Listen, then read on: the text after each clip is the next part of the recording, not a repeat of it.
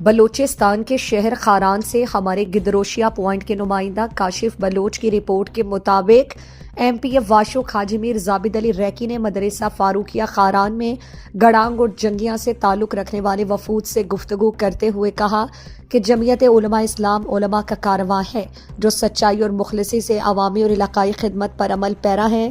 حاجی میر زابد علی ریکی نے کہا کہ جماعتی کارکنوں کی محنت اور جد و جہد اور ہماری کارکردگی نے ضلع میں ہمارے مخالفین کو اثر انداز کی ہے جو جلد ہمارے کارواں کا حصہ بننے کے خواہش مند ہیں۔ غرور، تکبر، ذاتی پسند اور ناپسند سے حد باشعور کارکن کو گلے لگائیں گے۔ حاجی میر زابد علی ریکی نے کہا کہ گڑانگ اور جنگیاں شاہو گیڑی کے مخلص باسی ہمارے بازو ہیں، ان کی کاوشوں اور سخاوت نے مخالفین کو پریشانی میں مبتلا کر دی ہے۔